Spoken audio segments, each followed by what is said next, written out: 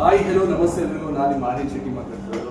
ವಿಷಯ ಏನಂದರೆ, ನಮ್ಮ ಸ್ನೇಹಿತರಾದ ನಿರಂಜನ್ ಶೆಟ್ಟಿ ಅವರು ಒಂದು ಸಿನಿಮಾ ಮಾಡಿದ್ದಾರೆ. ತುಂಬ ಚೆನ್ನಾಗಿ ಬಂದಿದೆ. ನಾನು ಶೂಟಿಂಗ್ ಆಗಬೇಕಾದ್ರೆ ಹೋಗಿದ್ದೆ ಲೊಕೇಶನ್ಗೆ.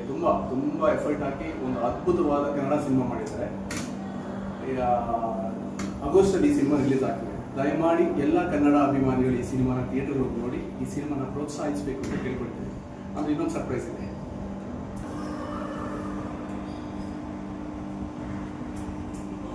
ನೋಡಿ ಪೋಸ್ಟರ್. ಈ ಸಿನಿಮಾದ ಇನ್ನೊಂದು ವಿಶೇಷತೆ ಏನಂದ್ರೆ, ಸಂಗೀತ ನಿರ್ದೇಶಕರಾದ ಮನೋಹರ್ ಸಾರ್ನವರದ್ದು 150ನೇ ಸಿನಿಮಾ. ನಿಮ್ಗೆ ಗೊತ್ತಲ್ಲ, ಜನ್ಮದ ಜೋಡಿ ಅಂತ ಕೆಲವು ದೊಡ್ಡ ದೊಡ್ಡ ಸಿನಿಮಾಗಳ ಕನ್ನಡಕ್ಕೆ ಇಟ್ಕೊಟ್ಟಿದ್ದಾರೆ.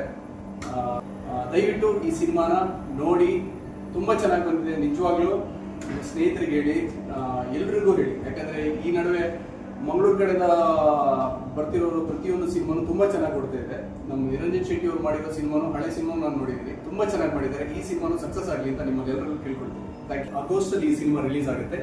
31 ಡೇಸ್ ಸಿನಿಮಾದ ಹೆಸರು ಬಂದು ಸ್ವಲ್ಪ ವಿಭಿನ್ನವಾಗಿದೆ. ಎಲ್ಲರೂ ಥಿಯೇಟರ್ಗೆ ಬಂದು ಈ ಸಿನಿಮಾ ನೋಡಿ ಸಪೋರ್ಟ್ ಮಾಡಿ ಅಂತ ಕೇಳ್ಕೊಳ್ತೀನಿ. Thank you.